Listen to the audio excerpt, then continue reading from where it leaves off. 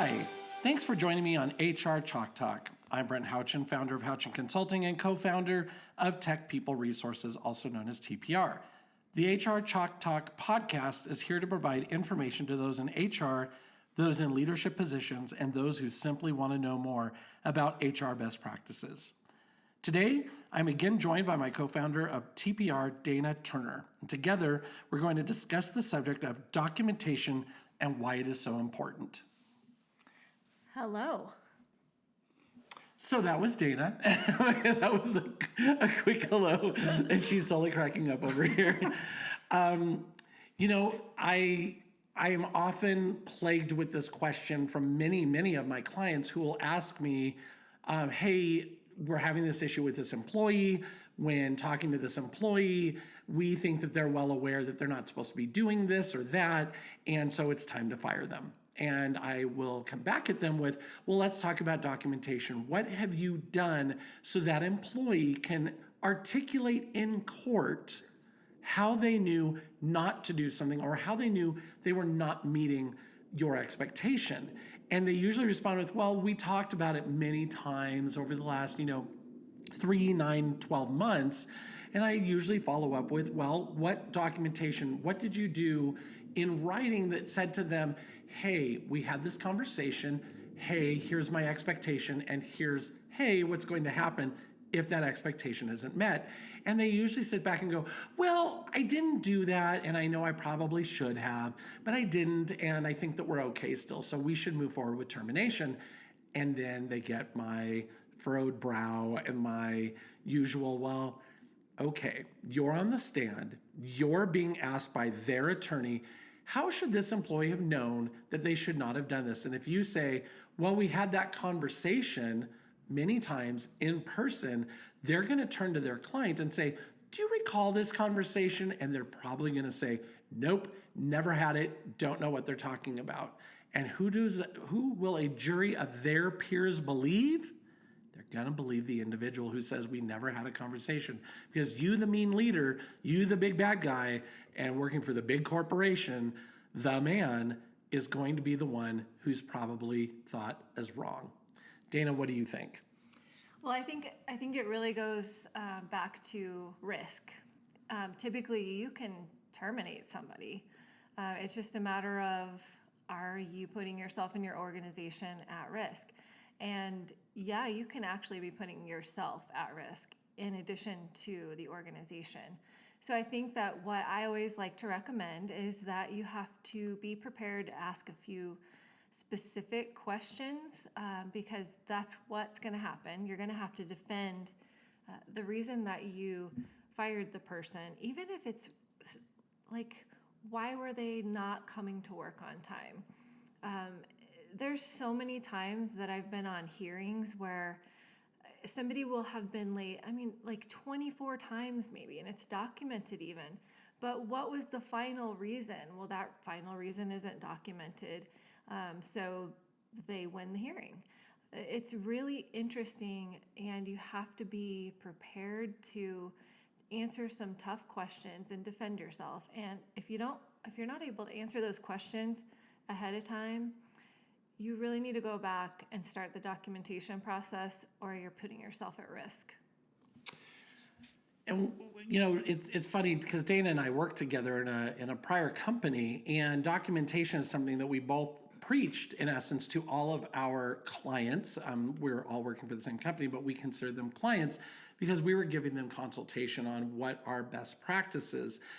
Best practices within documentation can be as simple as, maybe not filling out a discipline form, but by actually having a conversation and then letting that person know, hey, I'm going to send you an email, and in that email, it's going to give a quick, brief overview of what we discussed and what we agreed upon as far as my expectations and what we agreed upon as far as what you're going to do to move forward. That way you have that bit of documentation, and so do I. It's something that we both can look back and review. And at that point also, it's a form of respect to actually send them that overview rather than kind of expecting in your mind, well, they're going to remember this, of course. I have some clients who say, well, I do that overview, but I just give it to myself. And sure, that's fine. But that employee is going to be asked again in court, did you receive this documentation? Did you receive this email as a reminder of what that conversation is about? And they're going to shrug their shoulders and say, no, I don't recall that. So it's really for all parties involved. It's not a gotcha. It's really more of a, hey, this is what we both discussed. And it gives them an opportunity actually to reply to that email even and say, well, beyond that, we discussed this, or actually, no, you never said that at all, because you may be thinking of something and thought, well, I'm going to throw it into this email. It does legitimately allow them to reply and maybe correct some information within that document. And it's good on you to accept that information, say, oh, you're right.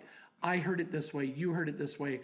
Let's kind of marry that together, and that our documentation is then absolutely correct.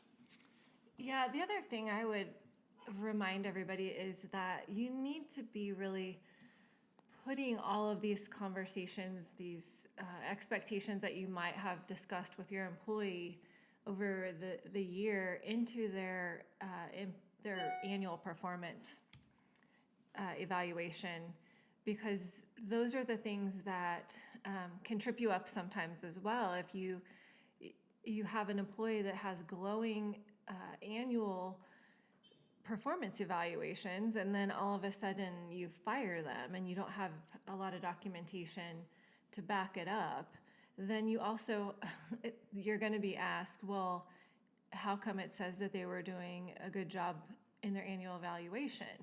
It's really, really important that you include all of those types of expectations that may not have been met over the year into the annual performance evaluation, so that you have that as documentation as well. And to kind of piggyback onto what Dana's saying, which is an amazingly perfect point, that documentation is what you use when you do the annual evaluation as well. Because let's face it, if we're doing one of those annual evaluation things once a year rather than quarterly or monthly, as I would suggest, but it's easy to only remember what happened in the last month, maybe two, where that sort of documentation is something you do reference in their annual review and say, 9 months ago when we discussed this was an issue, but you've done so much better since that time. That's the positive to having this sort of documentation, because you're able to say, wow, you really picked it up from our conversation and you're doing an amazing job now. You're doing an amazing job today. Or it's something you go back to and say, we spoke about this about 9 months ago. It's still something that's ongoing that we're still working on and does need improvement. That might be the needs improvement box that you fill in for that sort of documentation. Documentation comes in many shapes and sizes, whether it be verbal warnings, written warnings, final warnings, suspensions, or whether it be an informal email that states what type of thing we talked about. This all can go into the annual evaluation itself, which is vital to have. Yeah, I would also say regarding that point, it's giving you a timeline too. It's giving you a timeline to show when you're asked, when you have to terminate an employee, they're going to ask you, how did they know that they weren't meeting the expectation? Well, if it's in your documentation, it's in your annual review, you're going to be able to speak to that. But one of the follow-up questions that I often hear asked is, how long did you give them to improve? How much time did you give them? They want to know, are you being fair? Are you being reasonable?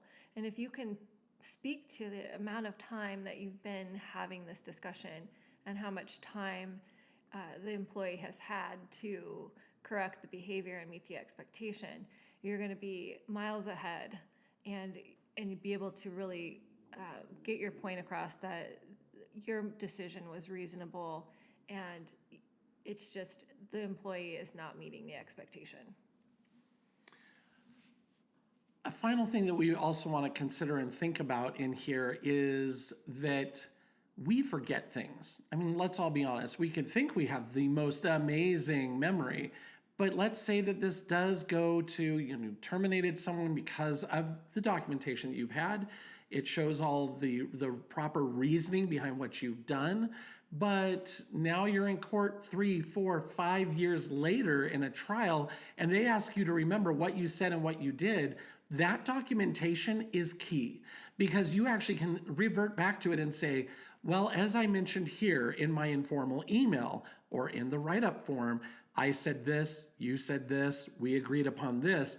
That is a great memory jogger. I cannot say that I remember everything. I would love to say that I do, but I don't. And so for us to really get it and understand that as documentation, that's what documentation is. It is a memory jogger on top of all of these things, and why it's so key and important. And again, we don't suggest these things as gotcha moments. We suggest these things as simple documentation that may be needed by your legal counsel, may be needed by your HR, may be needed by someone else at some time, that really is helpful. And let's not even forget about that. Let's say you leave the company tomorrow, and in a month, that person following you is able to actually review all this documentation and say, wow, great, now I understand what I need to work with and help this employee in the future to work better with me. That is a huge key point. Yeah, that is such a great point, because I actually recently had that happen and had to be brought in to be deposed for a case that I had a part of in an organization, and it is really hard to remember even some of the simplest things when you've been gone even, a year. And these things can come up way later on. So I think the point of having that to look back on is so important, because it is so hard to remember every single reason why you did what you did. You did it the right way, but it's hard to speak to that without the documentation. So we've reached about 12 minutes, and as I mentioned in the past, we keep these under 15. So we're going to get off our soapbox. As we close, we want to remind you that you can always contact us at Tech People Resources for learning and development opportunities on any HR-related subject, or you can reach out to me at Houchin Consulting for any HR assistance of any kind. We are here to help. Tune in next time to HR Chalk Talk as I talk about leadership at its worst. Don't miss this insightful podcast and learn more on this subject. The more you know, the better leader you are. And remember, it's about respect. Your employees will thank you. Respect is an absolute must when leading others. Thanks for joining us today, and have a great week.